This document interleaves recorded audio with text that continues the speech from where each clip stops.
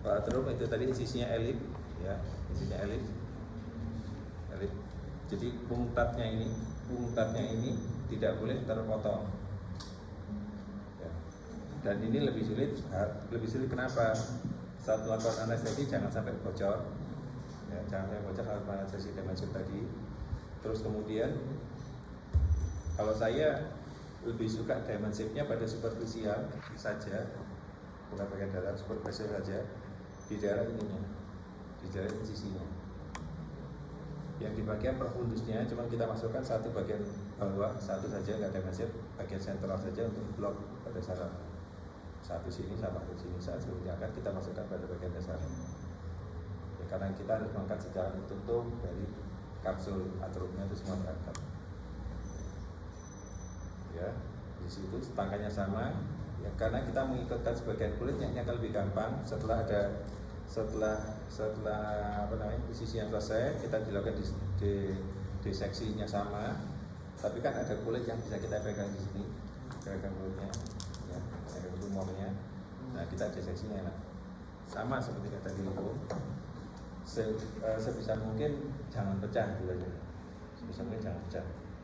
Kalau pecah atrium itu bau dan baunya tidak enak, baunya tidak enak. Nanti kalian kalau nggak biasa baunya, dokternya semaput sendiri karena baunya muntah. Saja. Nah, nanti bedanya saat melakukan penjahitan. Ya, penjahitannya kalau gini gimana terusan? Jahitnya gimana? Kalau jahitnya pada elips, gimana jahitnya kalau elips? Kalau elips, maka kita menjahitnya adalah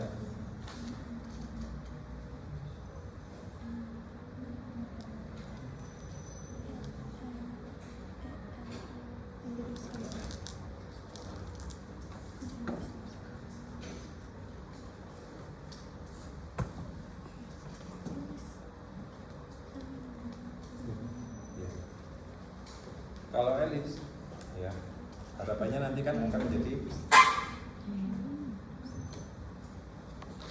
kalau elips kalian menjahitnya adalah pertama masuk dari sini, tegak lurus dari tepi lukanya, tegak lurus berarti 90 derajat tepi luka, masuk satu sisi dengan targetnya di sini, terus kemudian kita masukkan tegak lurus tepi luka yang mendekat sini, baru kita sembuh. Ini jahitan pertama di sini.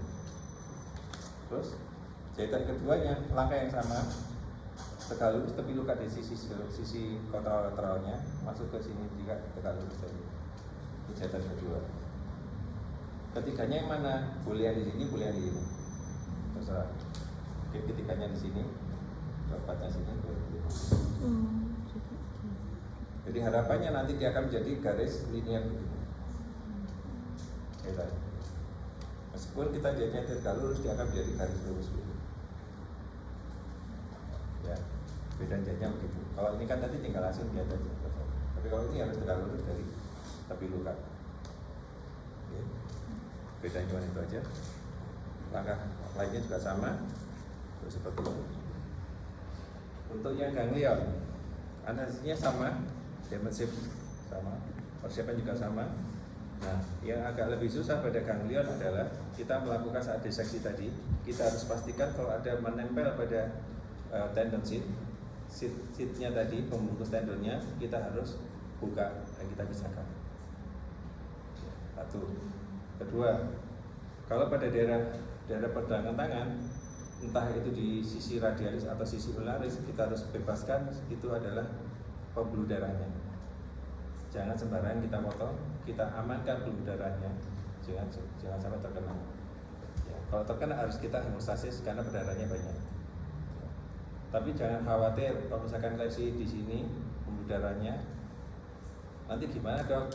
Ya nggak apa-apa, di sini alhamdulillah ada kolateralnya, antara radialis dan bonalis ada kolateralnya, sehingga nggak terlalu berbahaya banget. Tapi ya jangan dipotong. Kan kelihatan besar kok pembuluh darahnya, kalau pembuluh darah besar ya jangan dipotong. Dari penyakit namanya itu. Ya, dihindari, makanya diamankan. Ya, pakai.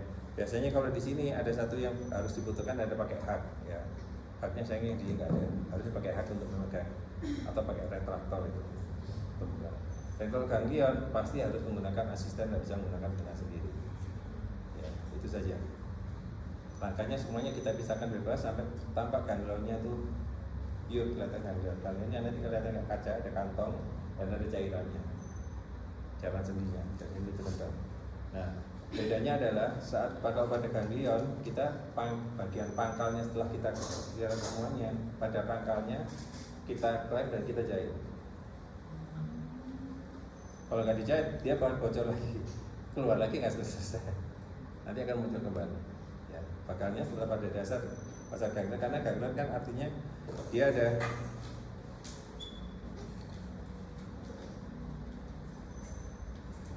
jadi semacam kayak gini. Jadi ini ada kantong ganglion, kantong seatnya, kantong sendinya. Tapi ada yang muncul begini, sehingga ini harus kita potong. Di sini ada kayak gini di sini. Yang ini masih menempel dengan jaringan, kita bebaskan sampai begitu bebas ini kok potong di jari.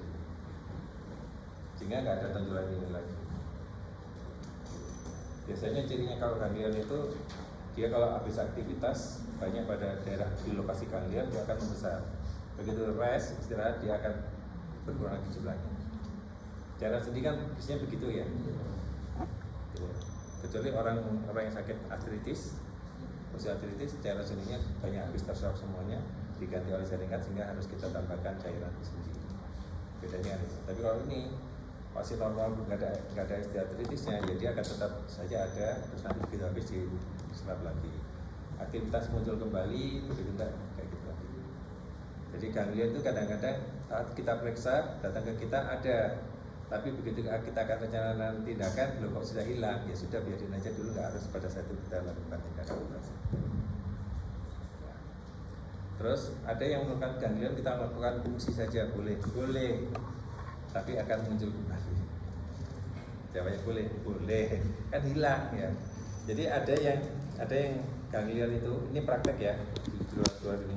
Jadi ganglion kalian melakukan fungsi saja. Terus kemudian sisa dari sini yang kalian masukkan apa? Supaya rusak kantongnya, kalian bisa masukkan. Biasanya sih kortikosteroid bisa masukkan. Sehingga ini tidak terisi lagi sama cairan itu, jangan nutup di situ sehingga tidak nutup kembali. Atau itu kayaknya kalian masukkan di sini. Jadi anestesi, kalian fungsi, kalian jarumnya tetap ya setelah difungsi ya fungsi ini kalian buka, jarumnya tetap masuk di situ, ganti dengan spet yang ada di lidokainnya. Masukkan seberapa banyak dimasukkannya, sejumlah cairan yang kalian suka. Nanti kan cairan itu akan terserap sama tubuh ya, kalau tubuh, jadi dia akan kempes dengan sendiri. Itu ada teknik lanjutannya untuk dokter. Kalau mau melakukan gimana terapi sementara, nanti kalau seandainya muncul kembali, nah itu trik nakalnya dokter ya. Tapi itu boleh dalam arti apa? Di dalam terapinya boleh dilakukan seperti itu dan bisa dilakukan seperti itu. Tetapi kalau nanti muncul kembali, pilihannya jangan dilakukan hal yang serupa. Biasanya sih yang melakukan gini kan neuro atau bagian intensif reumatologi itu. Biasanya kan menyuntikkan obat sehingga kan ada kayak kistenya begini levelnya. Nah kalau masih muncul terus biasanya baru dirujuk ke bedah. Bisa begitu.